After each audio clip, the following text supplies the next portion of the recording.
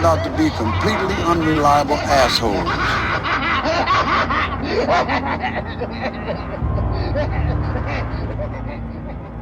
Hello, Tim. Splice. You just jumped way ahead there. Yes. Splice. Yes, that is indeed the name of today's film. Splice. Splice. Hey, Ryan. Hey. And hello, everyone. Welcome to Dismembering Horror, the podcast, sure, where myself, Ryan McDuffie, and Myself, Tim Aslin. Tim Splice Aslin. That's right. We talk about what worked for us, what did not work for us, and anything else we found interesting or noteworthy about a horror film, aka we dismember it. Husha, husha, kasha.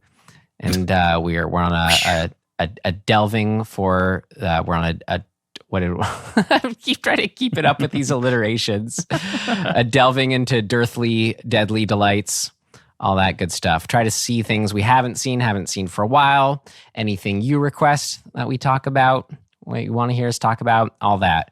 We do not presume to be any authority by any means. We merely want to provide a space and atmosphere of getting together with friends and being able to openly and unabashedly discuss horror films and the inherently complicated themes around them, as well as the filmmaking side of it all too.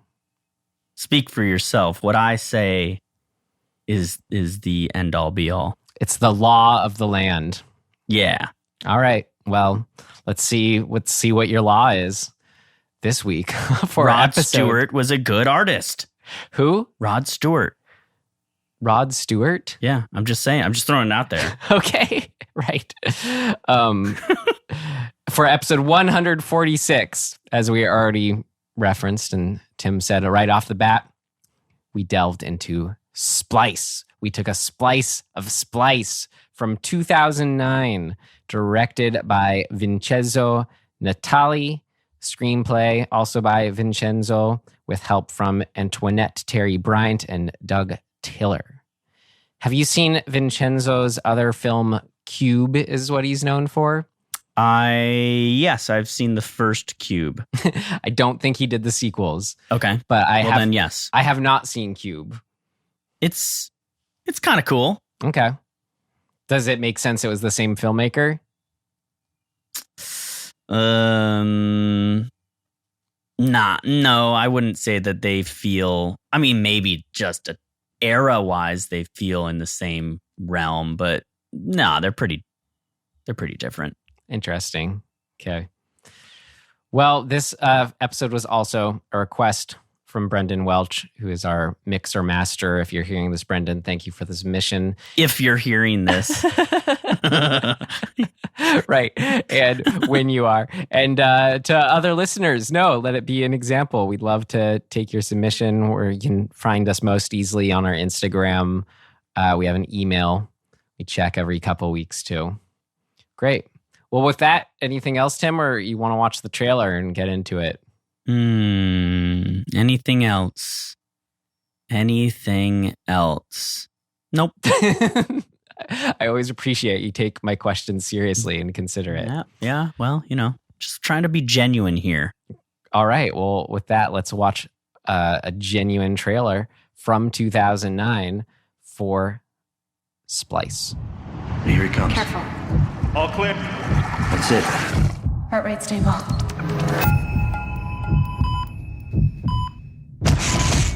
If we don't use human DNA now, someone else will.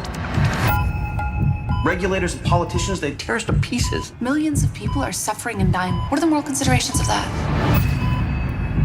This is illegal. We're gonna go to jail for this. Human cloning is illegal. This won't be human. Not entirely. It's coming out. It's not due for months. It's slippery.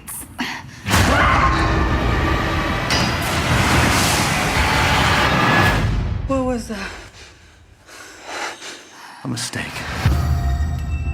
Here is something completely unique in the world. It's empty. Clive? Clive? Clive! Elsa, get out. It's dangerous.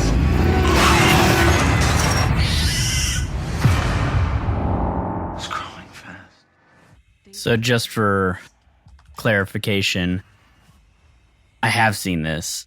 I was wondering, that's where we last left off when For we sure. told this. But you know what was weird is the first maybe 10 minutes of the movie, I had no recollection of. I was like, wait, maybe I haven't seen it. And then there's like, I forget what moment sunk in where I was like, oh yeah, I've seen this. Probably with the creature stuff, I'm guessing. I would guess so, yeah. Yeah, I think it's when it's that scene, the sort of alien scene where I forget the characters. Sara Polley is in the lab, and it's hatched from the little pod thing. Like from that point on, I was like, oh yeah, I've definitely seen this. So, Well, 2009 was over 10 years ago now. That's right. I probably saw it like maybe 2 years later or something like that. Yeah, so just about 10 years ago. Yeah. Great. Well, Tim, since you're already letting us know about when you last saw it, can you curtail that into your rating of this film per our rating system? Being, would you tell yourself to avoid this film, stream it, rent it, or buy it? I just don't think it's that good, unfortunately. Yeah. I would stream it. It's not so bad that I'd be like, oh my God, avoid this. It's terrible. Don't waste your time. There's some fun stuff for sure, but just all in all, I was underwhelmed. And I think that's indicative. My memory of whether or not I saw it is indicative of how good it is. Yeah. Well, I hear that, and I'll be curious to hear more why that all is. I thought it was all like the style, and I don't know. It's all different and off cuff and weird enough for me that it warrants a rent. Plus all the other things that I put in what worked, which we'll get to. Okay, fair enough. Great. I mean, and I'm most always especially excited to talk to you about. I don't want to jinx it, but these films that bring up moral quandaries, and I mean, I guess that's what all horror kind of does. But anytime it ventures into sci-fi horror and stuff about DNA, genetic stuff, like all that, it's very cool. Yeah, it's cool. I think some of the failings of the movie revolve around how they depict the characters going through that moral quandary. Yeah. And I guess what also worked for me was just even if like the characters themselves, they aren't like amazing characters, I go home thinking about or whatever, just like their flavor and being with them, I thought was all fun and unique. And really reminded me of fellow Canadian director of this filmmaker's David Cronenberg, of like the eccentric yet like cool nerds, like, just super smart, but like eating their pizza, rolling chairs around. Yeah. I mean, I think this takes this to a pretty extreme level of that. Sure. A very, very 90s level of it in my mind, even though it's not a 90s movie. Right. But it's Sara Polley and Adrien Brody playing these characters, and that's what seals the deal for me. I really, really loved them both in this. Cool. And I guess for a little more context too, before maybe then you can give us our summary, it's just fun to check in like with this is a noteworthy for the era in that it's a Dark Castle Entertainment production, which was Dark Castle Entertainment was founded in 1999. And it's brought us another film, which we reviewed, Ghost Ship. It sure has. It brought us another film that was near and dear to me when it came out, and I put it in our hat for a future episode. 13 I was going to guess 13 Ghosts. Sorry. Yeah, it's got to be, right? But also such favorites now as Gothica, House of Wax, the remake from 2003. Also, I haven't seen this. This is in our hat too, from 2009, Orphan, which has a sequel. I like coming Orphan up a lot. And then then they kind of trickle throughout. But this is kind of, I don't know, the handful of their aughts films, they're really just so indicative of the aughts horror films. And it's funny how this one, I feel like mostly, is its own cool thing and is kind of a aberrant aberration, whatever you'd say, of their other films. But I will get into where it did remind me too much of the other films. Yeah. And that where it didn't work. But anyway. Yep. Great. Well, what did happen in this film with our buddies Elsa and Clive? Elsa and Clive apparently have just utter free reign to do whatever they want in their little lab. And they're experimenting on, I guess you would call it kind of DNA hybridization to create, super species that can help medically, like either they have, a particular protein that can be isolated that can like cure cancer or whatever, or anything in that realm. And it's not so overtly like fiction science-y, pseudoscience-y. It's like kind of based in some fairly, grounded. Well, I like the sort stuff. of what it's really grounded in, as it's kind of its jumping off point, is that they create the normalization where as long as we're testing on animals, it's all okay. And playing God or whatever is okay. Right. Mixing creatures and stuff, blah, blah, blah. Like whatever they're doing to make their weird like lump animal that's like a platypus dog, like newt or something that they make. Yeah. But then as soon if you introduce human DNA into it, that's where the moral quandary comes up, which is, I feel like, very indicative of our world. Right. And that was, I don't remember remember the sheep cloning thing became a big headline. I feel like it was way earlier than this, but it's sort of, it's coming off of that question of like the slippery slope. Like if you start doing it with animals, when do we start doing it with humans? And like, what's the ethical, moral, line, I guess. So anyway, they cross that line. Yeah. And pay the repercussions. They make a little splice human / all sorts of other stuff. Which did they ever actually say what the other animals are? I don't feel like they do. I think they mentioned it in reference to the actual one, like the actual approved ones. Right. But then the idea was that this one is her DNA plus those. Right. Okay. Fair enough.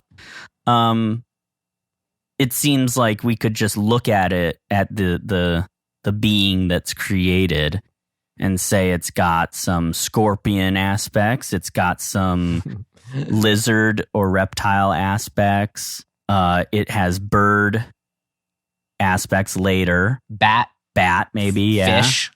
Yep, fish. So it's a lot. It's a bunch of different things. It's got the legs are very almost bovine, I would say. It feels like it's cool. What it feels like it's like a default like creature that just kind of evolves to its environment in a way. I don't know. It was interesting how they present it. Yeah. So they make the thing. They hatch the thing. The thing grows very quickly. So their whole attitude is, well, we're going to get to watch this whatever you want to call it, creature's full life cycle because its development is so quick. And then they get attached to it in weird ways, both of them in sort of different ways. And then it kind of devolves into this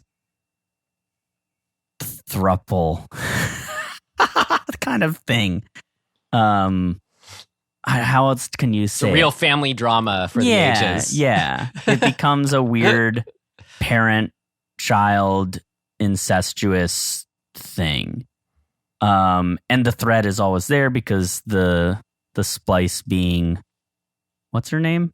Dren, which is nerd backwards. Good one, guys. Dren kind of, starts to become more and more sentient and more like, hey, I'm not an animal, but does a caged songbird sing or something like that? I don't know.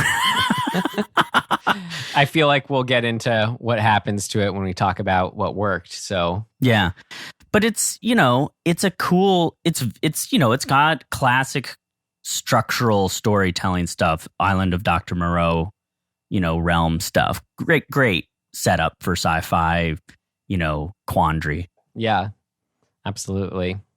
Monster movie, indeed, at its core. Yeah. Great. Well, then are you good to move on to what worked? Why not? Great. Then I'll say it again. Why not? What worked? What worked for you? What worked for you? What worked for you? It worked like a charm, Smith. What worked for you?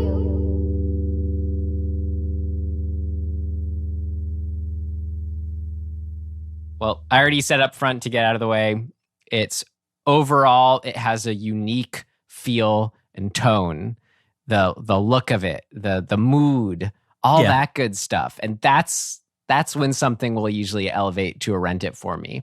I just am, that's something I'm endlessly fascinated with in filmmaking, is how they're, you know, in a different location, shooting a different scene, or whatever, same location, doesn't matter. They're shooting a different scene, and yet some like largely ineffable, consistent thing is present, giving the whole thing a feel that like really only maybe comes together when all the elements are in place.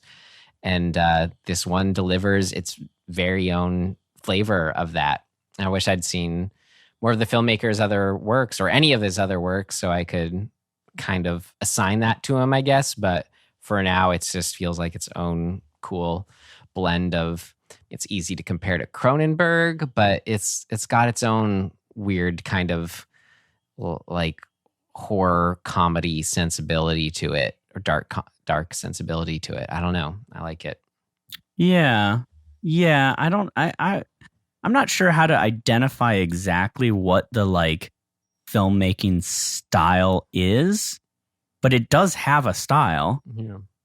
Part of it on a technical side is a lot of the movie is shot in this very wide lens, almost fisheye lens thing, to make you feel like the world is warping around you and it's in closed spaces. So you're seeing a lot of the space, but you know it's a small room, and that has this claustrophobic, you know, they're in a lab a lot, so they're in these tiny rooms.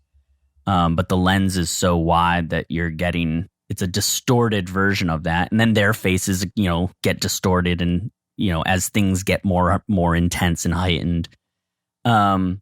But then they break that by leaving and going into this barn setting later. And it becomes way, way more kind of traditional cinematic filmmaking. Mm-hmm. So, you know, but it has a style to it. Yeah. It's weird. Like this, what I'm trying to define or pinpoint as much as we can, it's less like in the filmmaking and how it's shot, but almost more like in the wardrobe and how the characters are. Do you know what it is? Here's part of what it is. And we've talked about this before. It's a movie, right? Like at no point are we meant to feel like we're in like a grounded reality. We're in a movie reality, and everything, the design, the lighting, the filters, the lenses is all very much, this is a film. This is a different world. The kind of sinister that the corporate suits are. Right. Yeah. Like they have an interview in a totally like blank room. It's just a empty void of blackness, and they're sitting around a black, you know, topped table, and he, you know, the suits are all wearing black suits, right? Like, yeah, it's very, very much like this is all so staged, right? It's very close to comic book sort of paneling. Yeah, even the barn location that they moved to. Totally. It's an old abandoned house she grew up at. It's a pretty heavy backstory we get into with her. It feels, like it could be a comic book adaptation. Yeah, there's always like huge beams of light spilling through a scene, and it's sort of like, yeah, but that wouldn't exist. But I don't think you think that in the moment, right? You just kind of, you've been drawn into this palette that has been created. But if you step back and go, okay, what am I actually looking at? there are scenes that are nighttime scenes with gold light coming through the barn. It's sort of like, well, where the hell would that come from logically? It wouldn't exist.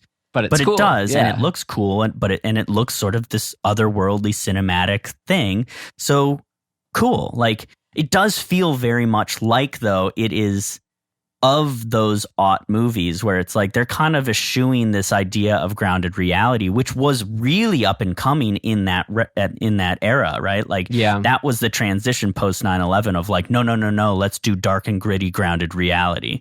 I feel like it mostly comes from, which is interesting, just something with the characterizations, because like I say, the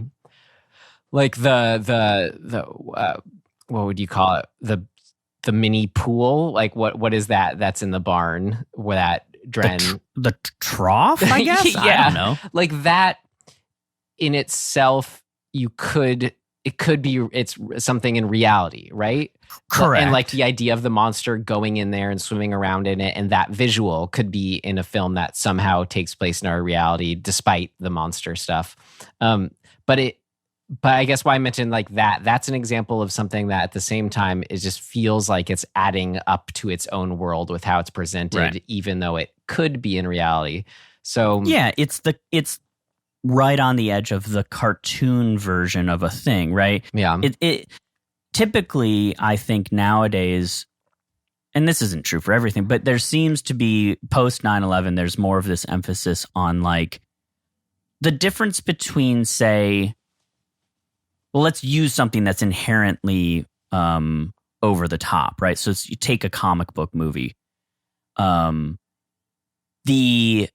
difference between like the early 2000s Spider-Man, Sam Raimi's Spider-Man, and how over the top everything is. It's like the costume is so, I mean, it's like jumping out at you, right? Mm-hmm. The design, it's like, this kid, it's totally breaking any like logic reality. Like Peter Parker would not have been able to make that costume, right? Yeah. But for the sake of it looking cool and being, like out there and like, whatever, having this wild texture to it and all that, they just do it and they just go, we'll accept it. Like the Green Goblin is wearing like a Power Ranger outfit. Yeah. Like it's so over the top. And then you jump to 15 years later and you see this modern grounded MCU stuff and everything has been worn down like as if it's been worn thousands of times. Like the design is like no, we need the upholstery on that chair cannot look new. It can't be a new thing because that chair lives in this world that has existed forever. And so there's this overemphasis on like aging and distressing and like whatever.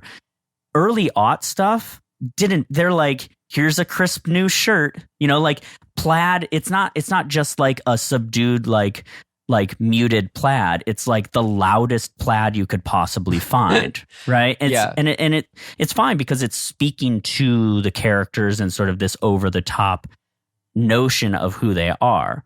But it's like clown makeup on, somebody who's just trying to be a normal person walking through the world. And it's like, that's really like intense. Yeah.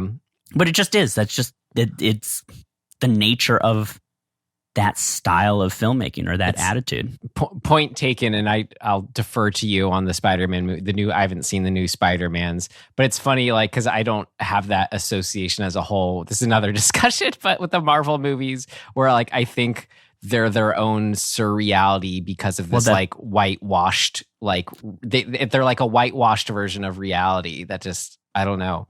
It's its own weird thing. That's a whole other conversation. Yeah. Let's be honest. I just think it's interesting because I would I'm not aware of the comparison. Well, just for example, in the most recent Spider-Man continuity, let's say, before Spider-Man is given a suit by, Iron Man, who has endless amount of money to make cool tech stuff, he's literally just wearing sweats. Mm. That's his costume, right? Sweatpants, sweatshirt, hood, and like a shitty mask that he made out of that material. So I like the what's his face is in the Sam Raimi Spider-Mans. He made his own little wrestling costume first. That's right.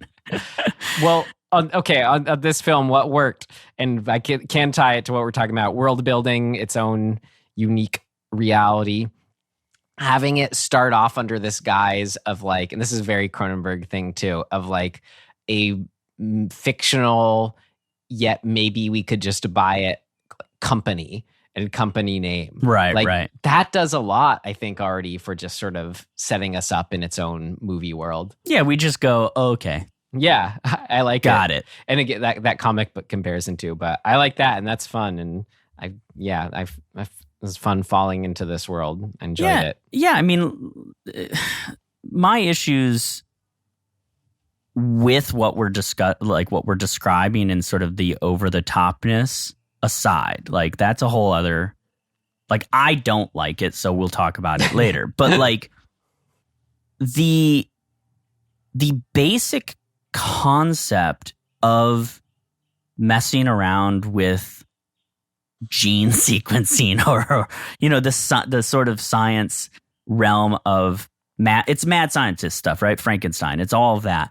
I love that. And you could almost do anything and I would still be like, yeah, it's still cool. Like whatever. Yeah. Even if it's crap, I would still be like, yeah, but the idea is cool. So like just starting there is kind of enough for me. And it does override a lot of these other things that I kind of roll my eyes at or like feel are cringy or just dorky or dumb because I'm like, yeah, but also there's that blob monster, right? Right, like, exactly.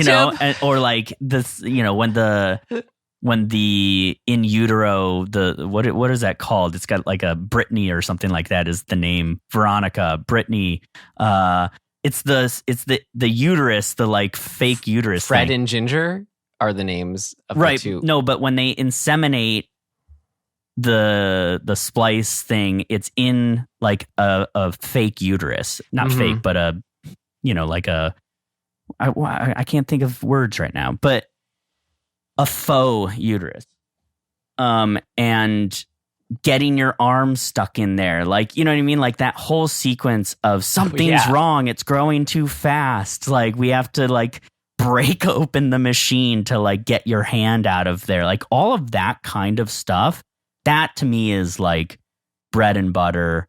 That's what I want from this type of movie. So like delivering on that is great. Yeah. And I mean, yes, agreed.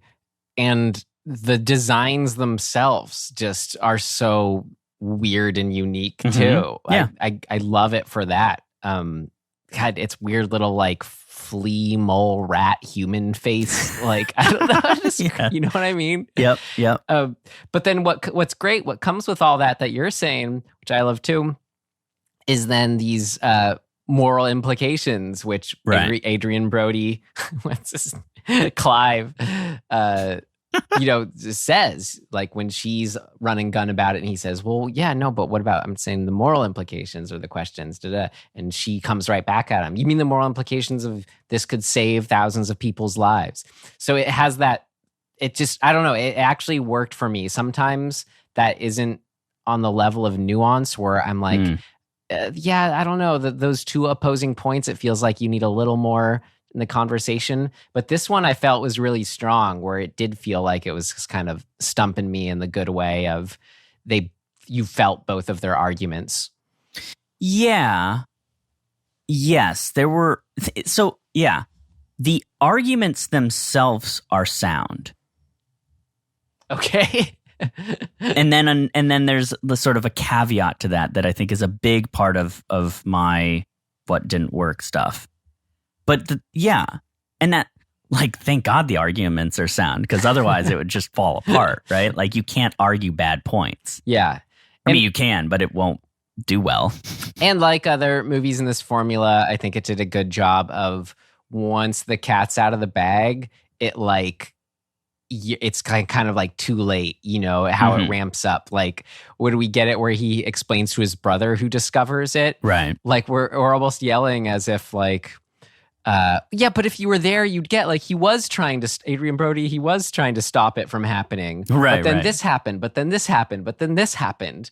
Yeah. It does a really good job of getting us, I thought, to buy into the escalation of it all. Because then, once it gets to the point where they learn it's out and they learn it's aging relatively quickly to them. So then, okay, well then that could be similar to just killing it off if it's going to be dead in a week anyway.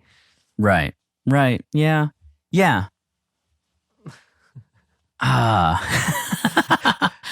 Yes. Okay. Correct. Well, I could keep going here then if you're holding your tongue a bit. I kind of am. Well, a great way to sort of get at what a film is and what it's doing, how it's tying into everything else we're saying, its own tone and own world, is you jump to what are the standout scenes or sequences. Yeah. And the biggest one for me, Tim, I loved it so much, was the presentation to, I guess, the investors. Yeah. It was like the room, the little like hall that looked straight When out did of that happen, do you think? About midway or 2/3 of the way through the movie? I feel it's like pretty more late midway. Is it? Okay. But it was, and it looks, again, straight out of a Cronenberg Yes, movie where it's agreed. somewhere between like a hall and a lecture hall and kind of where you'd have a conference. Yeah, I don't know. yeah. It's exactly like what you'd see from Cronenberg movies. It's so funny. But oh my God, Tim, that like, it was just so good as far as being representative of the dark humor that I think is in the film. Yeah. Was great. But it was like there's a equal, like almost kind of horror and satisfaction when the two blobs like turn on each other and grow their spike and fight each other. And it's a great example too of, even this is 2009, we think of old, I think the CG overall holds up. It does. Yeah, I agree. And it's done so well in combination, though, with the practical effects. Like the gore of when they start ripping each other up, it's just so violent. And it's like, I was already loving it enough, just them all in shock and horror and freaking out over these two weird flea creatures attacking each other. But then when it topples over and they're already dead, and the glass and weird monster creature gore covers everyone in the front of the audience. It's so good. And meanwhile, they're just over there freaking out. The stakes are there of, we know, this has been a big project, and how they are to their stuffy overseers, lots riding on it. I thought that scene was everything. I think that scene is more of what the movie could have been, in a way. Like a little bit more of it's us against them. Whereas not to get into criticizing, but this movie doesn't do that. It doesn't present it in a way that has immediate conflict. The movie mostly is an isolation movie. And so this scene suddenly shows up, and it's all out there, literally on the table. And the conflict of what we're doing versus what they want is coexisting in this moment. And I really that is gold to me, because it is this literally throwing it in their face from both directions, right? It's a loss for the scientists, and it's a sort of middle finger to the corporate overlords, or whoever they are, the people who are pulling the strings, I guess, or holding the purse strings is probably a better way of putting it. There's something so satisfying about it that it's not human or animal gore, that it is this kind of disturbing, off-putting, man-made yet somehow organic, just everything about how weird these little creatures are. The fact that it's gore from them, it just, I think it's beautiful. The amount of blood slime that comes out is sort of illogical, and neither of those two creatures could have possessed that much, but but you're just but yeah, I don't know, I'm into it anyway. They're pretty chunky, those two, Fred and Ginger. That's true. They had a lot of meat in them. There is such a beautifully blatant bucket throw of blood onto the audience. Yeah. It's really it's great. all cut so well, Yeah, and it just works on every level. Agreed. Do you have a scene that stood out to you outside of that one? Oh, man. I mean, to me, the sex scene is really kind of like where it's all headed. Yes, I'm glad. You know, I'm glad you're on that side of it. It's sort of like of course, that's where we need to go with this. Yes. Now, I have problems, I guess, with kind of the logic of how it comes about. Apparently, Dren uses pheromones to seduce him. Okay, well, that would have been nice to lean in on a little bit more.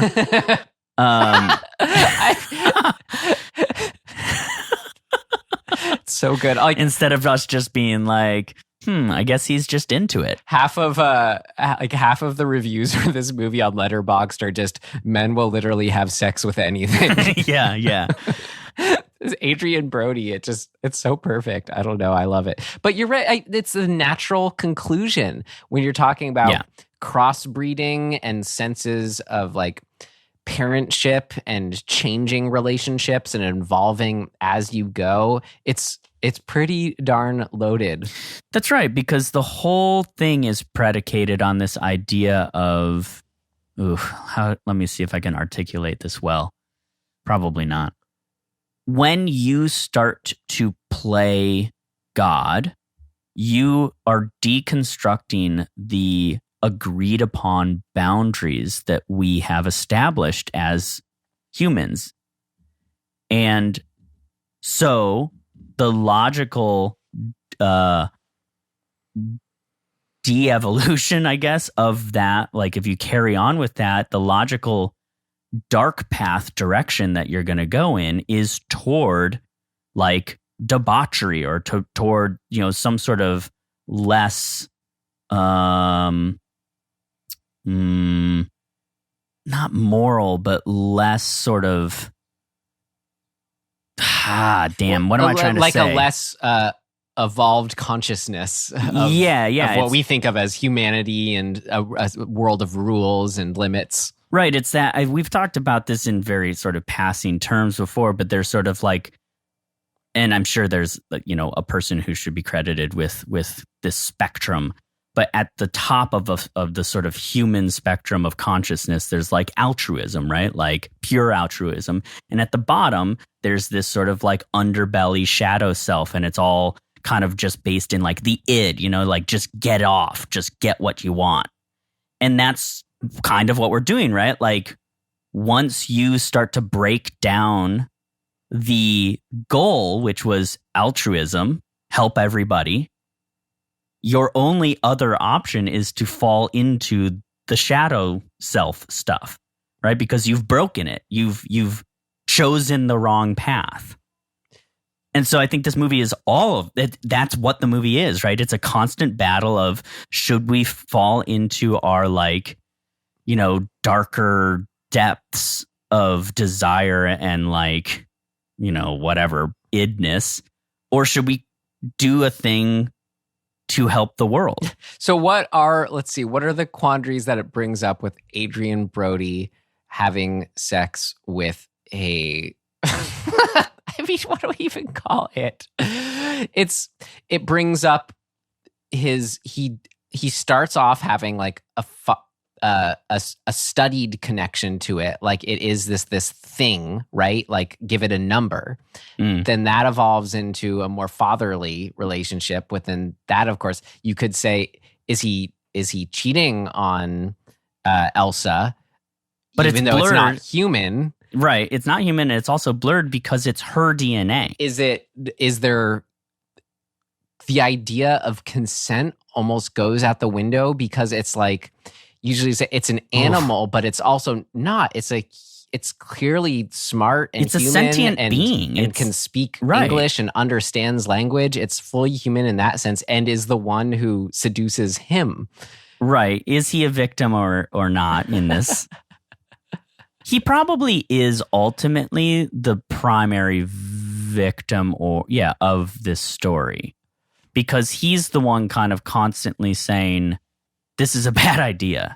Well, I thought, I mean, just kind of transition into their characters, what I did think was super, super smart. Maybe one of the things that worked best for you in this movie, character decision, but then just plays into all this, like this scene even, and how we're feeling about the at any given moment. It starts off where, it's so hard not to call him Adrien Brody, where Clive, he's the one saying, no, we got to kill this thing. Like, don't do this at all. He goes from saying, don't do this at all to let's kill this thing immediately. He's always the one, saying this is wrong. What about the moral implications? Blah, blah, blah, blah, blah. She's the one who starts off like, and he calls her out on it. She's kind of making it as like a surrogate child for herself. Mm-hmm. Actually, can I pause you on that? Yeah. Just to point out the real strength of the character arc in this, in exactly what you just said. Adrien Brody starts cold and calculated, ends up emotionally connected. Well, that's exactly where I was going with it. Okay, good. Sarah Polley, the opposite is true, right? Okay, that's exactly what I was saying is it starts off that way and then they flip roles halfway through. It's very clear too. It's like they cross. And it's I don't know, it's really interesting, like, because you go from really feeling for Sarah Polley's Elsa's like, maternal instincts of just take care of this thing while it's here. Like, why do you have to just be mean to it? Like, show it. What's so bad about showing it affection? Like, relating to her there, it feels like. But then, and we get her own backstory where basically was as a child left in a destitute, like forced into a sort of cold, destitute situation by her parents of just sort of being abused in a way, being left in destitution. Remember, I mean, there's the whole moment where she says, wow, your room is really let go here. And she says, no, this is how it does look. How it looks 20 years abandoned is how it looks when she was living there. So she has a pretty abusive sketch background. But anyways, when we get to the point where when Dren, I think it's when she kills the cat and Sarah Polley, Elsa flips out and like scolds her. And I think she even goes as far as, does she hit her or she's about to? Yeah, she does. Yeah. So just she slaps her. Seeing her then move to that, it all of a sudden, that's, I guess, just an example of the character flip that happens, but then is also sort of affecting how we feel about each one and who we're kind of rooting for at any given moment. It's really interesting. Yeah, I mean, I think the other standout is the torture scene where Elsa, cuts the tip of the tail off and like ties her down and is just like stripping her naked and just really like going off. And it's just like, whoa, this setup of you have this maternal instinct. I think this is a common, I don't know if you would call it a trope exactly, but I guess a common theme is the theme of the mother, the nurturing mother, once the child ceases to be a child, do you still have that nurturing connection? And I think, man, I mean, I'm kind of speaking out of turn here because I don't know the details, but like, yeah, I feel like there is this sort of in nature with certain animal species, there's this weird dynamic of the protecting your young or eating your young, dynamic where it's like, where and why does that line get crossed? Or where I thought you may be going is the dynamic of protecting one's young, but then at a certain point, it's like that's flipped of like the young being the empower one. Right, and right. then all of a sudden that can be fraught with some kind of conflict. Yeah. So that's all wrapped up in this, which I think is really, it's cool to look at because it's just very complicated. And like the characters, for all of their maybe lack of logic or their sort of flawed, it is a movie, so you're trying to jam it into this 2 hours. So, take that for what it's worth.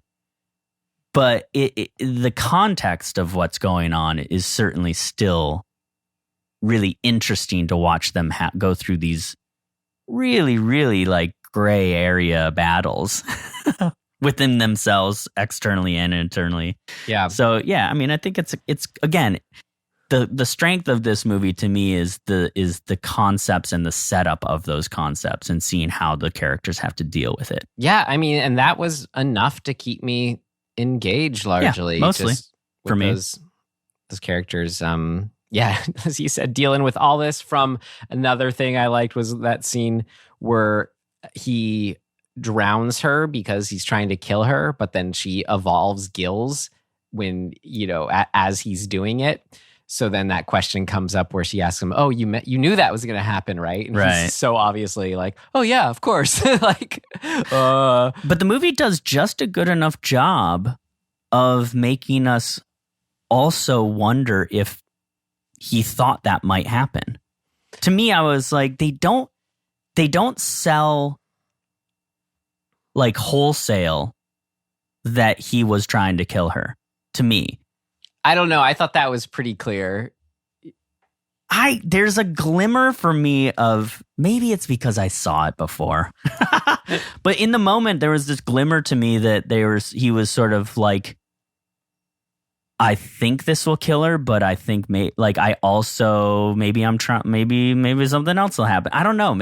For me, it felt just murky enough that I was like, oh, good. Yeah, we don't know. Yeah. I don't know. I don't know if this is just a far reach on my part, but something that stood out to me, I thought was interesting, and I liked sort of themes exploring. Maybe you can latch onto this, and I'd be curious if you just thought this was being explored elsewhere or how it applies. I don't know. I like something about it, and I need help figuring it out. It's when they say, "Oh, when they discover her she's aging more quickly." Right. They say she's dying. That's how they phrase it. They don't put it as she has a short lifespan. They view her length of life as meaning she's never inherently living. She's only ever dying. And that immediately sent me on the thread of like, well, couldn't we just say that about all of us?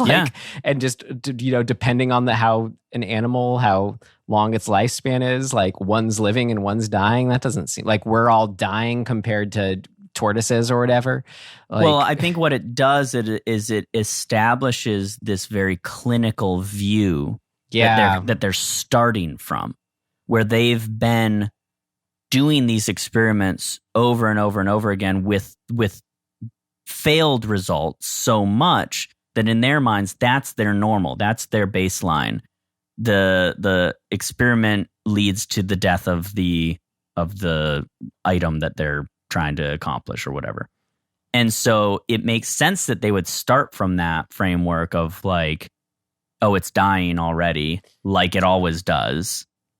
And then have that it's still kind of the case, but have to face the moral implication of how things progress to be like, oh, wait, we need to not have this sort of clinical unemotional view of these things because that is a being that we've grown an attachment to. Right. And yeah, exactly. That approach it's ruling, the approach they take is ruling what you just said out, it feels like, because it's almost as if they use its short lifespan to justify doing whatever they want. They totally do, yeah. Like, oh, it's already dying, so we can just cut off its tail and use it and just study whatever.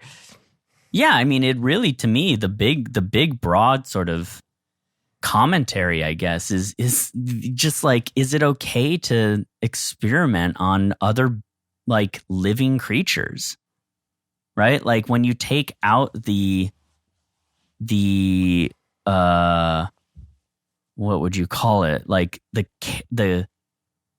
caring or just the sympathy that you should have, I guess, for any living creature. When you take that out, like what are we then? We're doing this sort of God thing or God complex thing, and what does that lead to? I think it's like, I mean, you can guess my answer on that. Of Sure. how I feel about animal testing. But I think it's kind of like anything too, where, well, we only got to where we are right now by doing things how we did them.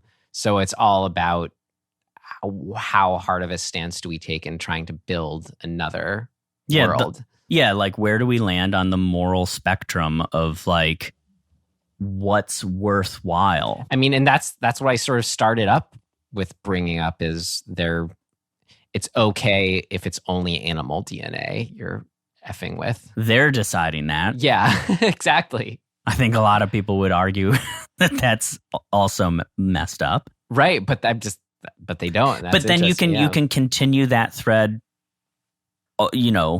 infinitely, right? Like if you think it's bad to kill animals, well, I think it's bad to kill plants. Then like plants are still living, and then you're like, okay, well then what's the next level down? Like where do you end with microorganisms? Like you can't exist without destroying other things around you. Right. So like how do we measure that, and where do we come to an agreement on like being what are we okay with?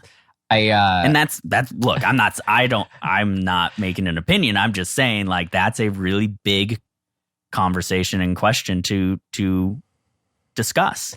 I agree. I've written a whole movie about it, and it's all about that. But I mean, I know you aren't speaking for yourself, but just as a like, that is a quandary people think about. Sorry if this goes off topic, but I have to mention because that is like often a biggest like thing that people say about veganism is like, well, plants are alive too. And I just have to say to that, like, yes, but I think, if it comes down to there's a subjective experience that one can fall back on, I think, of does it feel different to kill an animal versus picking this lettuce up? Mm-hmm. And I think largely what that amount is speaking to of like, yeah, but what about plants? They're worthy. I think that more speaks to how we generally as a society, even if it is just like an all plant-based meal, don't stop and think about, or be grateful for it, or think about where it came from, or how it is a living thing. It's all just that's right. stuff. So I think that is more about how plants and animals equally, when it's in the form of food, people just view it as stuff. And when they're saying, well, what about plants when thinking about animals, it's just like that part. But I think it's forever complicated because you can't also farm crops without inherently destroying the environment around those crops. Like just if you farm anything, you're going to inevitably kill wildlife around it. When you till the farm, you're going to inadvertently kill a bunch of mice and moles and rabbits and like rodents that just happen to exist down there. Like it's so, everything is so enmeshed that I think at a certain point the argument can't just be, oh, I don't want to kill living things. The argument needs to be like, how are we doing the thing in the most,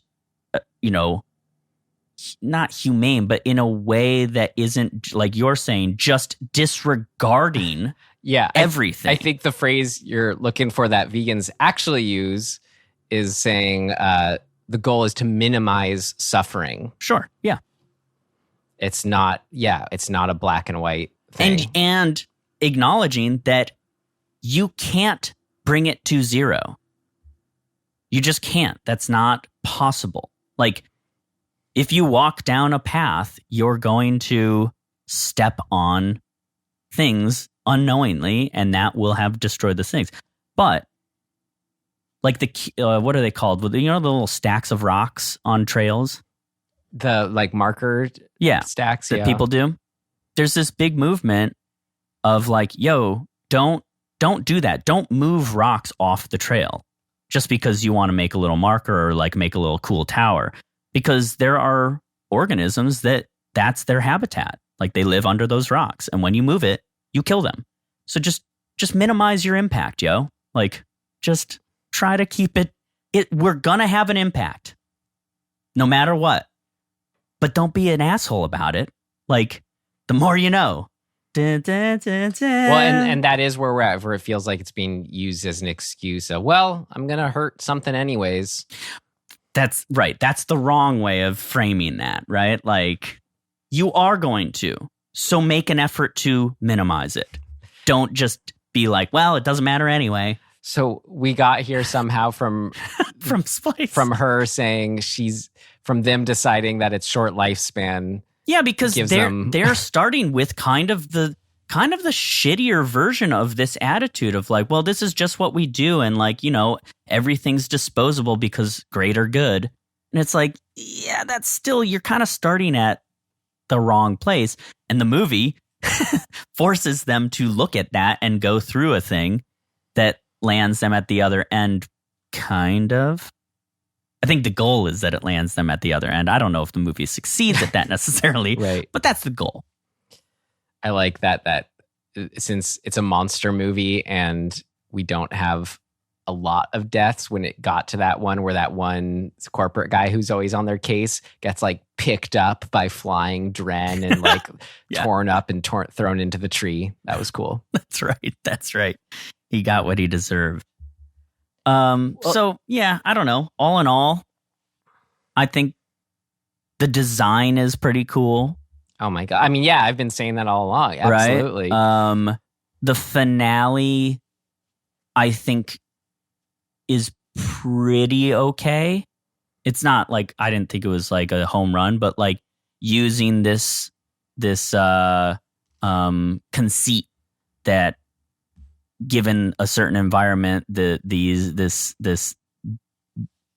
being, I guess, will flip gender when threatened or whatever. I forget what the actual conceit is, but you know, using that to progress into a higher threat level at the end for the finale is cool and smart. Yeah, when it switches gender, it clearly looks like a dude all of a sudden. Where it is. It's intense and threatening looking too. Just like man. Which I like that concept too, just from a really broad thematic thing of like the masculine versus the feminine sort of metaphor for those genders, is like how we associate threat between masculine and feminine things. Like, I think that's really interesting, just an interesting realm to be in, because we have that response, right? Like, she's super threatening the whole time. Yeah. And then suddenly we get this transition into now she's male, and you're like, oh, that's way worse. She uses her femaleness to pheromone Adrien Brody, though. That's right. Yeah, so I think all that stuff is really smart and cool and woven well. I thought it was neat how there's all these moral questions brought up about splicing and animals, all this stuff we mentioned, but it's also just because the does the like classic monster movie thing, werewolf or whatever, that when you're like, how we feel when we're watching Dren is this is an unknowable, unpredictable mix of human and animal, which sort of gets at like the Wolfman thing of there's the animal side is always, this unpredictable. There's a lot of good tense scenes in this movie where it feels like, okay, we want to reach out empathy and but like, are we reaching out to a human right now, or is that the same as like trying to coax a bear to hug you? It's really cool in that regard. That's right. It's straight up this is animal and human. Speaking of which, animals, yeah, and we don't know at any given time, and this is a new thing, so we really aren't studied in where it's going to air one way or the other. It's that thing though I think this is so. It's still on the realm of humans having this sort of like God complex where they think they can do it, and like, like they think they can go camp out with grizzly bears, and that like they have somehow risen above, just being a at-risk being in somebody else's territory. Like, it's the arrogance or the hubris of it all. the grizzly man guy, he did get to hang out with bears. That's right. But just at quite the cost. Right. I mean, Yeah, it's like your assumption that everything's cool is ignoring the natural sort of order of things, which is like, yeah, the bear, you have somehow made your way into their little ecosystem and they know you exist and whatever, but they're still a wild animal that has needs and doesn't care about you. I think that's kind of a big part of it. Like, wild animals don't care. There's a reason they're wild versus domesticated. And even domesticated animals can bite you. Right? Like, there still is this line. Yeah. So, don't be so arrogant to think that you got it all under control. Yeah. Which that's what they're writing during this movie, though. They sort of waver between, and at any given time, one might be more cautious or more arrogant. I do like that the brother literally goes like, "What's your end game here?" And they're like, well, initially we were just going to kill it, but we're off the rails now. Yeah. Well, I do like how this wrapped up the ending of just bringing up the moral questions of, but at what cost? In that, in the end, their goal of doing whatever they're trying to do to save lives, they achieve it. Yeah. But then it's at the cost of, but it's kind of, it's muddied morally because of two things, which I think very real world. It's the corporate lady and on top of her, all she cares about is the money. Even when it's about the moral question of using human DNA, she's only worried about that because of a bad public PR. Yeah, exactly. Like Okja, bad PR. But then like what Sarah Polley was always after, but it will save lives. But look at what it took to get there. Not only did they make this thing, which could have been, breaking some kind of thing we shouldn't have been doing in the first place, playing God, but also people had to die along the way.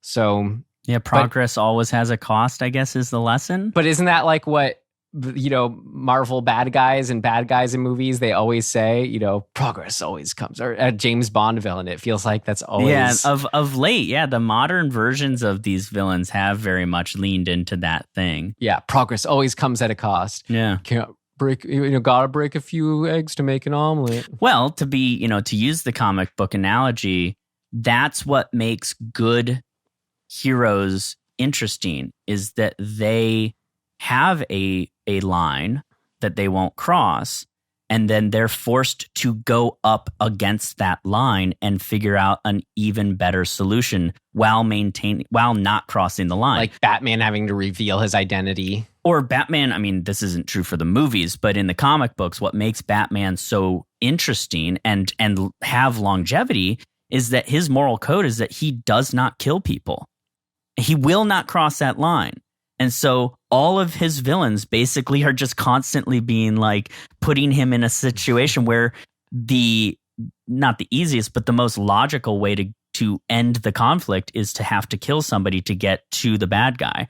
And they use that as a shield all the time. So it makes his plight interesting that he has to find a way around that while maintaining his moral code. Same with Superman, same with a lot of these heroes like Peter Parker, like all that's why we consider them heroes, is because they can overcome that boundary and that like being put up against it. They don't just give in. And that's how like Thanos sees himself as a hero, though. Right, but yeah, exactly. But he's how would you even put it? He has no line. Right? Like he's like, no, this is just for the greater good. I don't care that half of the population is just going to be dead. Well, he says, I'm the one willing to cross this line. That's right. That's right. Yeah. Hero. And he's justifying it. I love how he's just like farming his weird eggplant things. Like, it's so good. That's right. That's who he is. Yeah. And even when he gets killed, he's kind of like, well, I did what I said I was going to do. So so be it. Cool. I mean, I think that wraps up what worked for me with Splice. Agreed. Great. Move on. We'll splice it up to our next section here. What did not work? It's not ready yet. Seems to work okay. No, something important's missing. What did not work?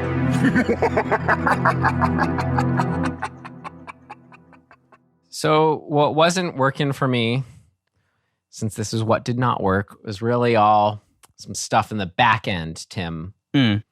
There's the final set piece, I guess, when they're out in the snow and Dren's going after them, and it's this monster fight attack scene. Something about all that is, when I referenced earlier, there was an aspect of this film that felt like a Dark Castle Entertainment production. It felt so out of place for this movie just to have a overly just, I don't know, typical run-of-the-mill kind of action set piece ending. It feels like it's on a stage too. That I think took me out of it. Which is fine, I guess. But it just felt, it just wasn't the style. It wasn't consistent with the rest of the movie. It felt like there was something that was a bit more unique that could have still felt like the right stakes. That just wasn't just like it going around attacking them and, oh no, she hits it with the rock, then it hits back, like whatever. All that stuff was just kind of like, okay, whatever. Yeah, well, when you remove Dren's persona from the equation, we cease to have a connection to that character that we've built a connection to throughout. And it just kind of, I think, it deflates the stakes of the moment. It just becomes a predator-prey sequence, but we have no connection to the predator anymore. So, like, I feel like they're missing a bunch of, like, opportunity for more intense conflict that has consequences and stakes, as you're saying, right? Like, having the brother know and be the thing that leads to them being kind of found out seems just like a plot, like move the plot ahead thing, instead of actually having it cause like real conflict. Like, I would love to have seen the trouble that having the brother know and potentially out them, what that would cause and what it would cost them.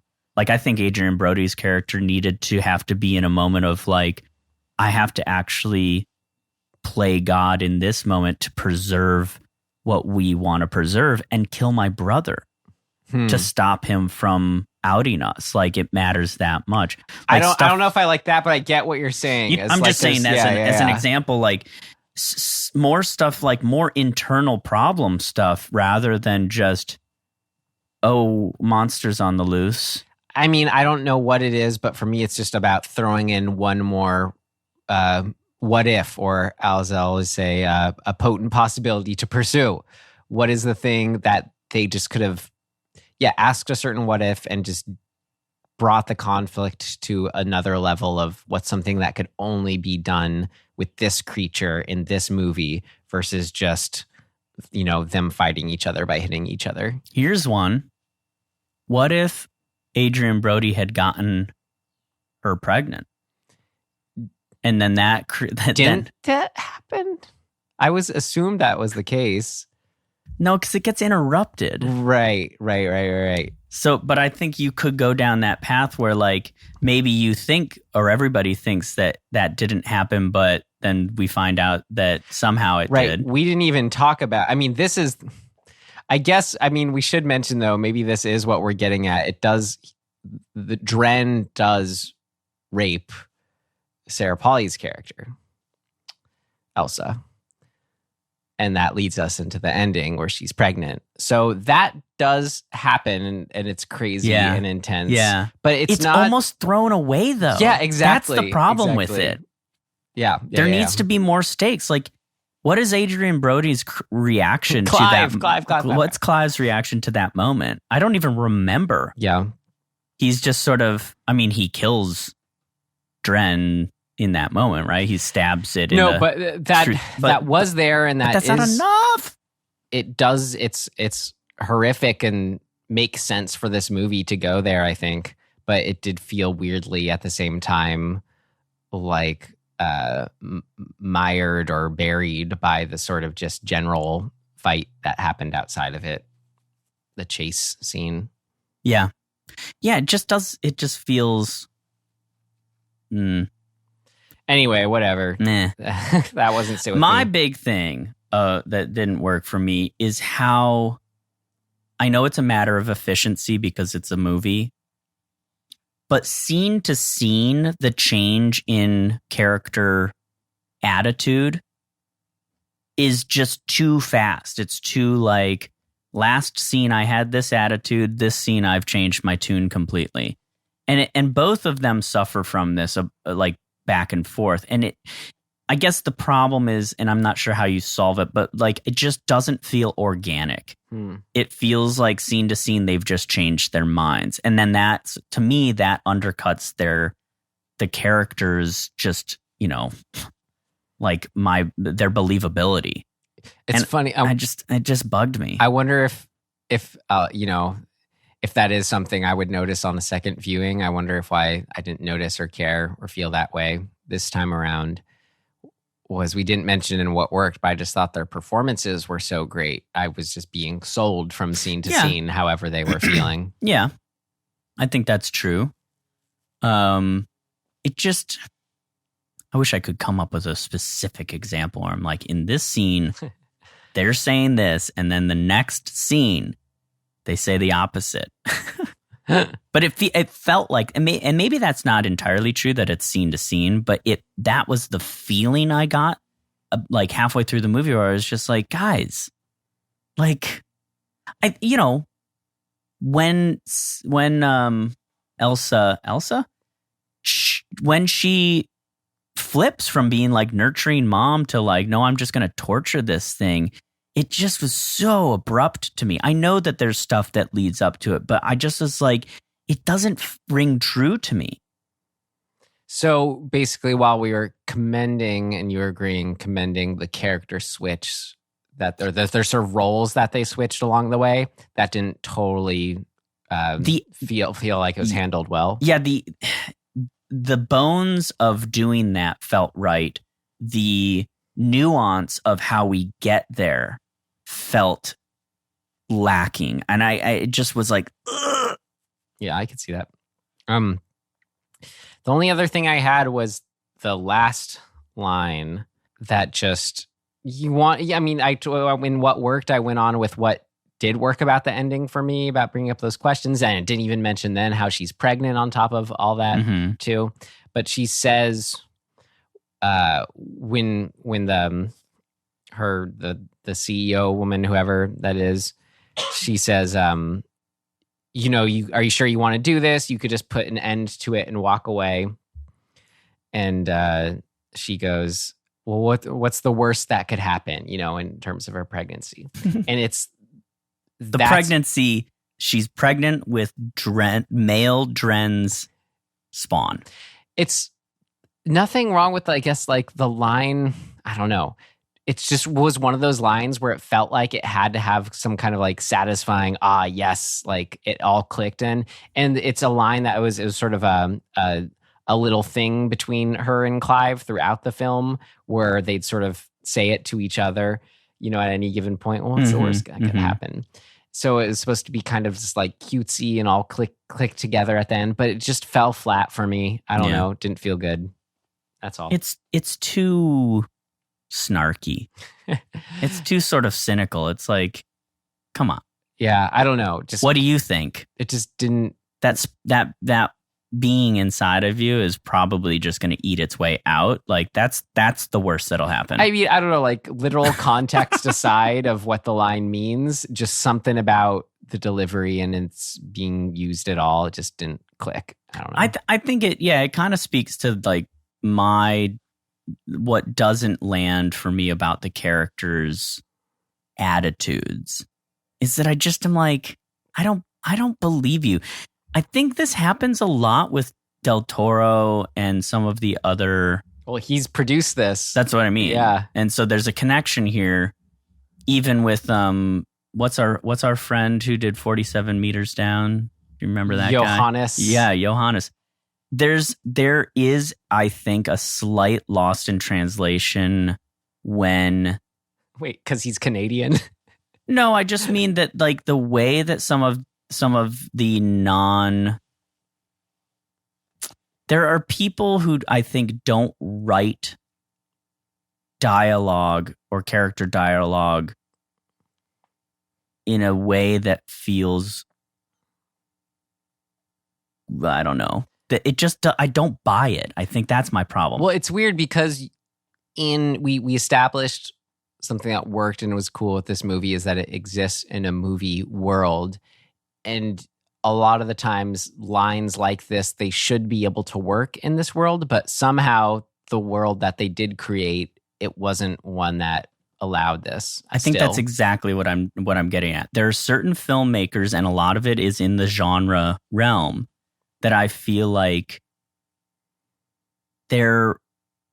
how they think people behave, it doesn't land with me, where I'm like, no, I don't believe that. And maybe that's because I'm a stickler for like believability in performance and in writing.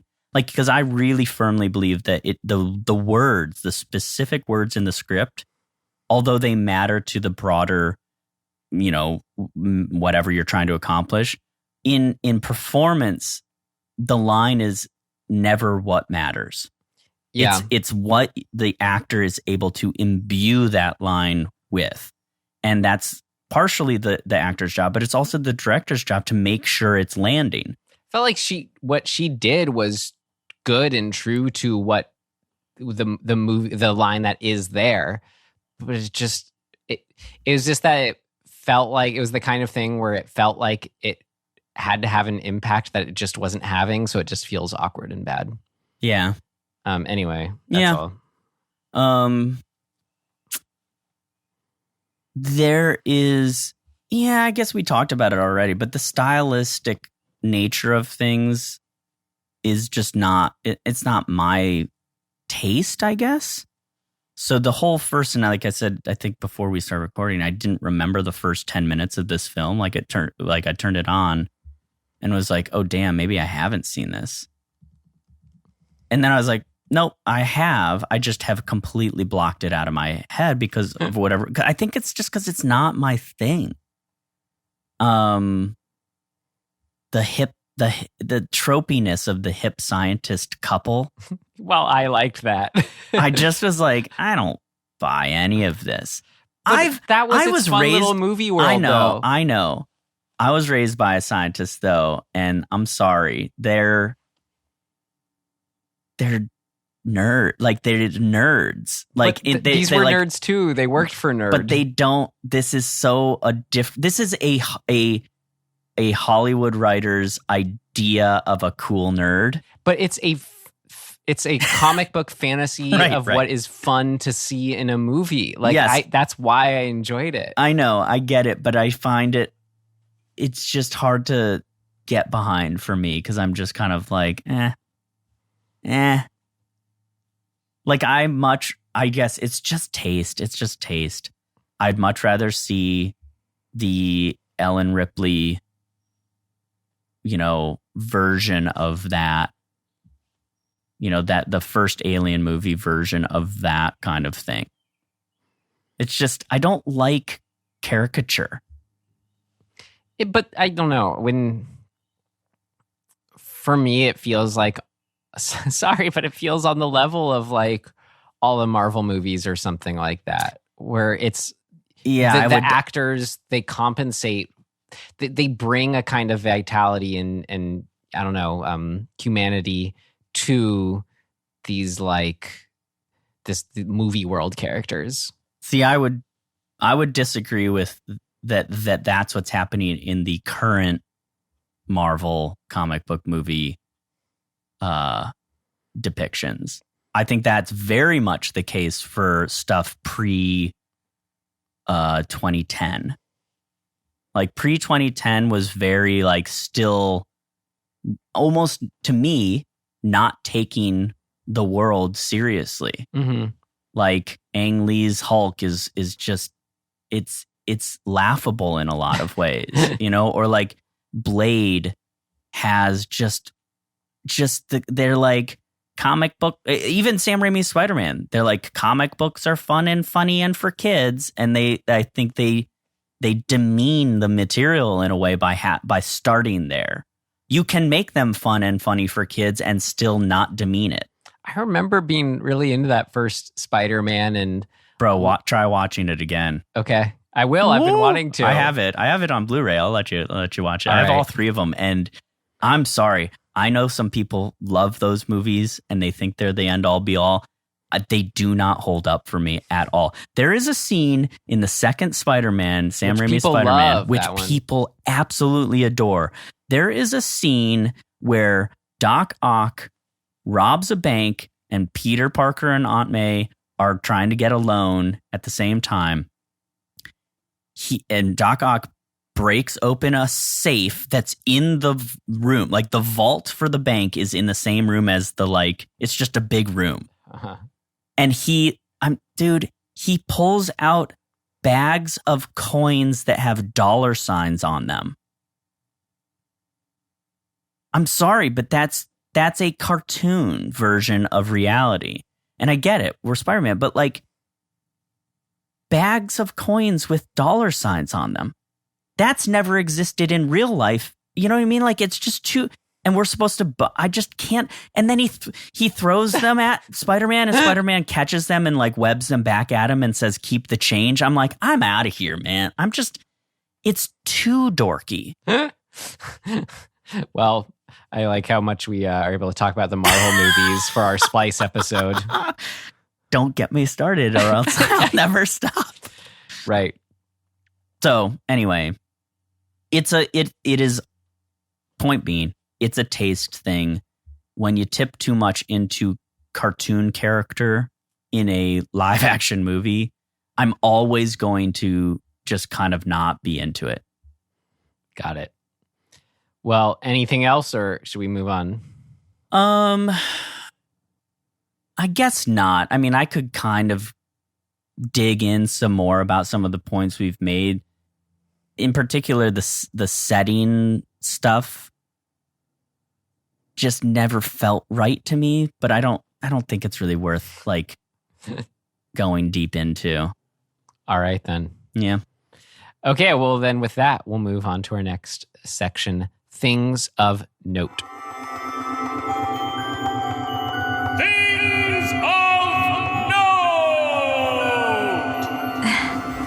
This should be interesting.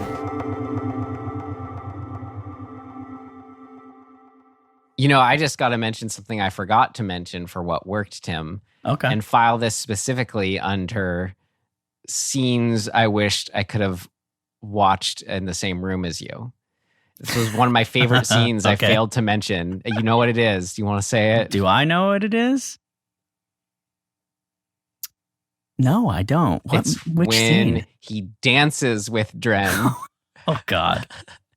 It's like, it's just that brand of weird that I just love so much. And it's with the music on top of it, that she's like wearing her dress, but is like her legs are just these weird raptor legs. And he's dancing with her. It's just, yeah, music. Come on, music. And he's getting her to dance. It's just, I loved it so much. It was just my kind of brand of weird. And exactly, you sighing there, being just like, I just pictured you there, just going like, what the hell are we watching? Yeah. Just like, yeah, that's probably about what I was saying out loud in my apartment.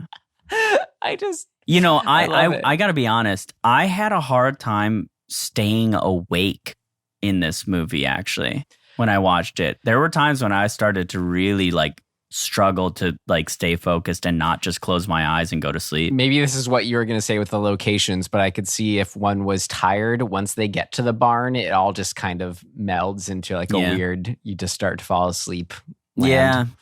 No, that was true. It was hard. Yeah, I don't know how or what else to say about it, but I struggled. Well, I hope that scene woke you right up. Oh, I mean, I was awake for it, that's for sure. I was fucking rolling my eyes at it. That's why I wish I was there with you.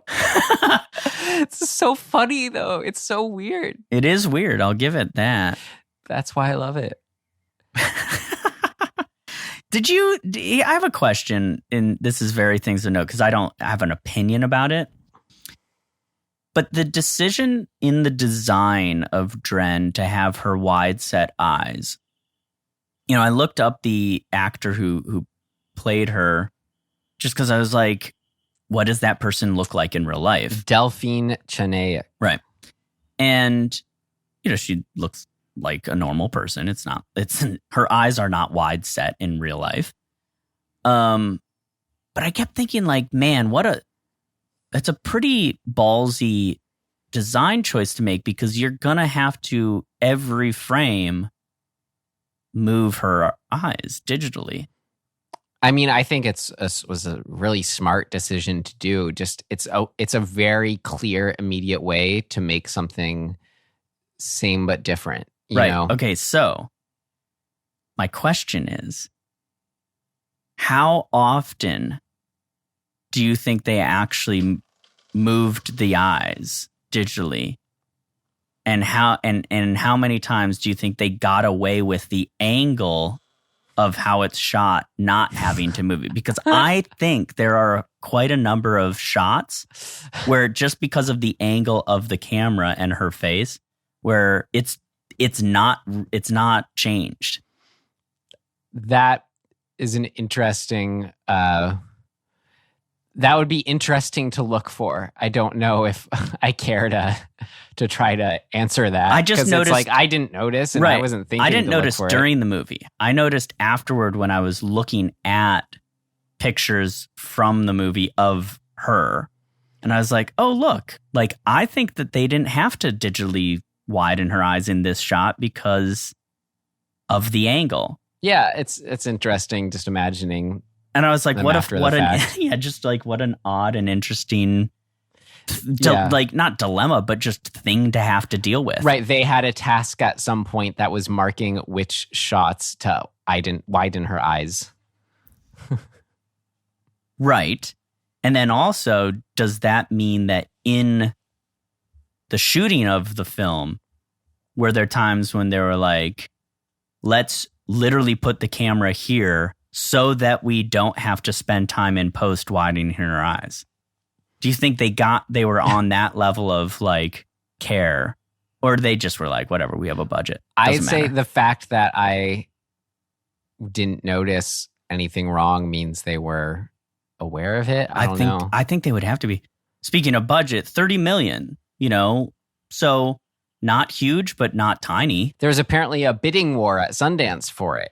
Oh, nice. Which they thought it was, just on Wikipedia, someone said like the people bidding on it somehow, I don't know if one of them said this, but the thought was it could be the next Paranormal Activity, whatever that means, which isn't a good reference as far as that was like, so no budget. But as far as just a runaway horror hit, I guess is all they meant, which... Yeah, so it was like, not only were they bidding on this, but the rights to make the sequel rights and all that stuff. Man, they were way off. It was interesting. The trailer that we watched, you could almost see where it was interesting. I thought in the trailer, there's a cut where there was some kind of line that was like, oh, and now it's out in the world. And then they cut to a cityscape.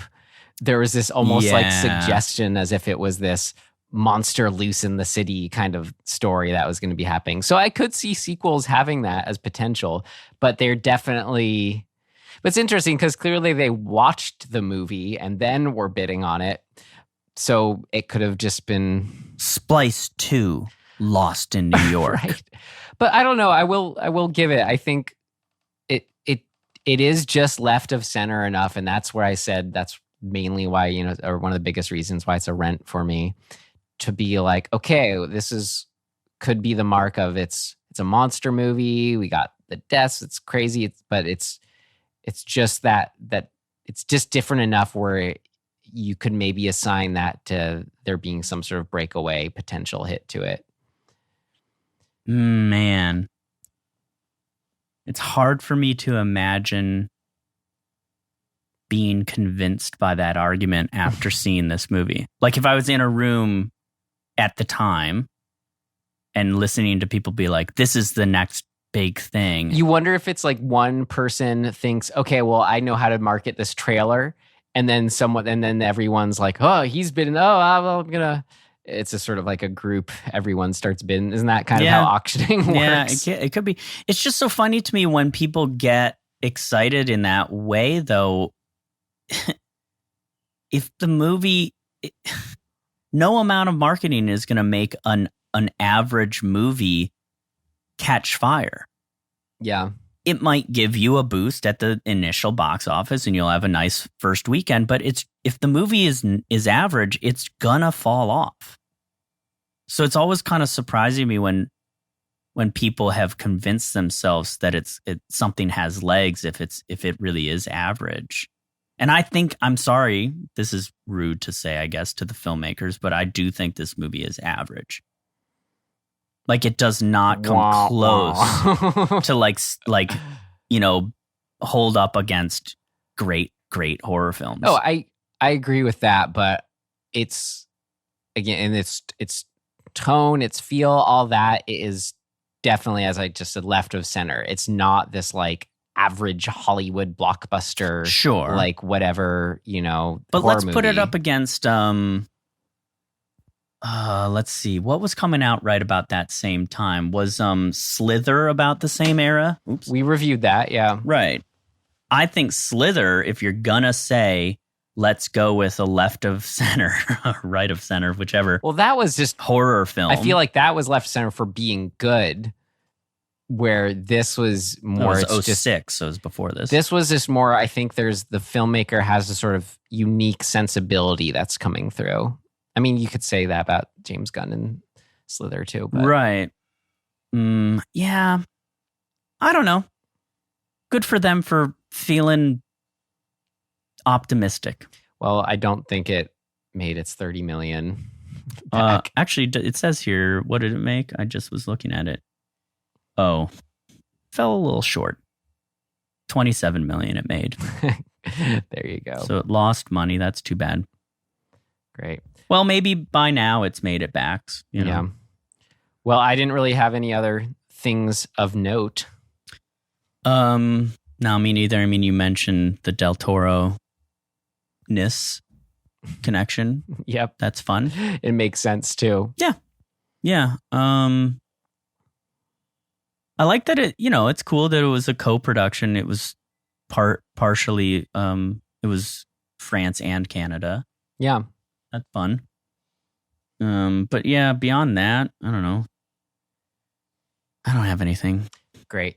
Then with that, we can put Bo with a splice in it on Splice and move on to if we have some RecommenDEADtions to wind down with.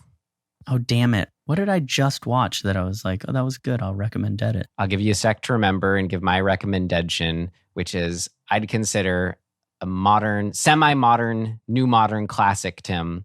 Something I rewatched recently, and it's something if people haven't seen, I'll always recommend it. But man, I watched again, and I keep coming back to it. House of a Thousand Corpses by Rob Zombie.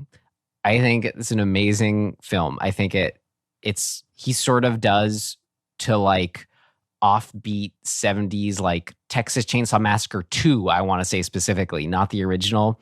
His love for those kind of movies, Rob Zombie's, it's like the thing with that Quentin Tarantino does for, the genre films that he loves, where he sort of almost makes, the ultimate this by putting, I don't know, by being a modern filmmaker, just pulling from what he loves. And I just think it's one of my favorite like slasher films. It follows the formula to its T. It gets so weird and like wacky and fever dreamy by the last chunk. I really love it for that. All the casting is just spot on and funny.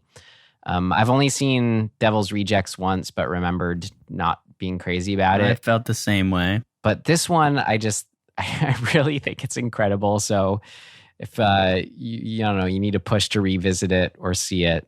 Here it is, House of a Thousand Corpses. What do you think of it, Tim?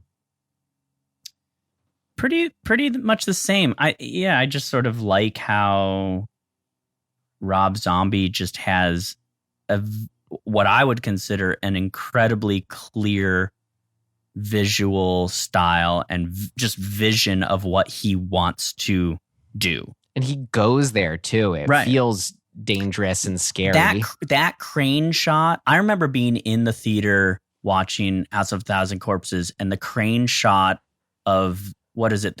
The cop holding the gun to opposite the bad guy. The bad guy's holding the gun to the cop, right? Yeah. And how long and deliberate that shot is. I was like, I just will never forget it. Just being like, it's gruesome. Holy shit! Like, I think that's what I mean when I say like his style and vision is just so specific to him that like I'm not sure anybody else would ever even think to have that shot be what it is. I'm like, that's a Rob Zombie like signature to me. So that's cool. I haven't seen 3 from Hell, but it's yet to be topped for me in his oeuvre. Yeah. I can't. You know what I was gonna recommend? Dead. What I was thinking of is when the Army of the Dead got released. The new Zack Snyder. I watched it, and I don't. I would not recommend it. It's not recommendable to me. So that's what I was. By all means, watch it. Yeah, watch it. It's got some stuff in it. You get what you might want, I guess. I guess maybe. I'm looking at my letterbox of horror films here, and I'm gonna just pick one. Oh, there's the Devil's Rejects right there. Oh yes, yes. Y'all got to watch Bubba Ho-Tep. I remember. I was so excited for that movie. It's not good. Like, don't get me wrong. I mean, this is the second Don Coscarelli movie you've recommended. You recommended Beastmaster. That's true.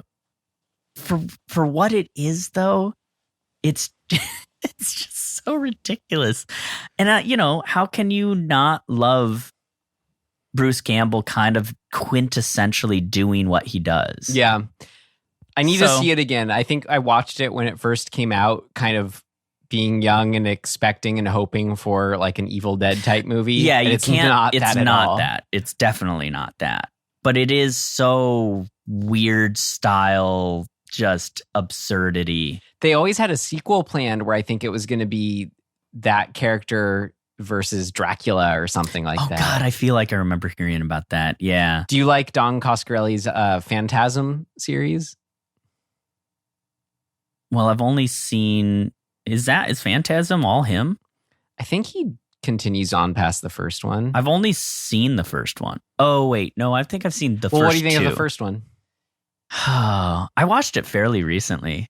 It grows on you. I really like it now, and watching it with the Joe Bob that I could get behind. Interspersed was a lot of fun.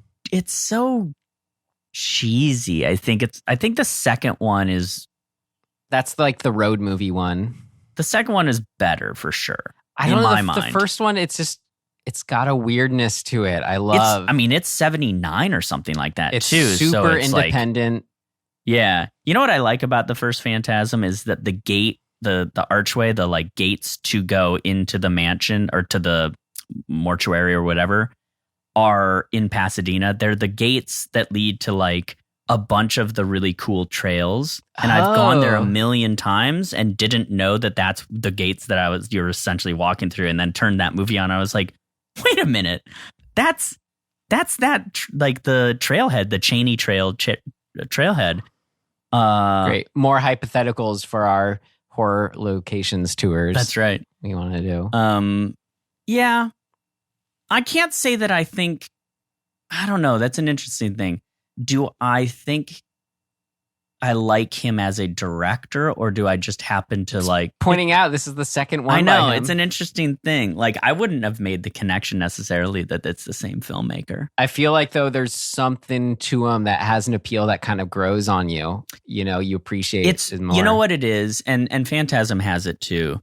It is a particular level of camp that is like it's camp contained. It still takes the stuff seriously. Like he loves it. He's excited about it. The ideas themselves. So I think maybe that is what I'm attracted to, I guess, within them is the campness is still it's not flippant. Yeah. So cool. It's fun. Cool. It's all very character driven too, which I like. So Bubba Ho-Tep. Yeah, get into it. Two classics we recommended deaded this week. Yeah. All right, cool, dude. We got our hat here. You can thankfully. decide on our next film for us. If I can reach it. Oh no, don't spill. Okay, here we go. Just gonna go quick and loose here. Boom, got it. This one. It is a Japanese film called Ichi the Killer. Yes. You know, I see the poster for this all the time. I think when I'm searching for something to watch. Tim, this is one it's been a real big missing spot for me.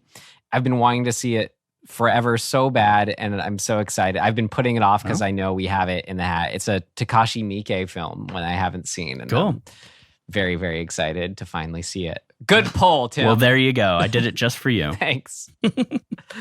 All right. Well, until then, in the meantime, you can find us wherever you found us. We got an Instagram, all that. Our big ask is that you tell a friend if you enjoyed being here. If not, all's the same. We appreciate you being here. Well, as I just said, all the same, right, Tim? It's all the same, bro. Great. It's all the same to you. It's all the same to me. Great. Well, in closing, whether you think making Dren was worth it or not, thanks for listening. Yeah, and we'll see you next time. Goodbye. Goodbye.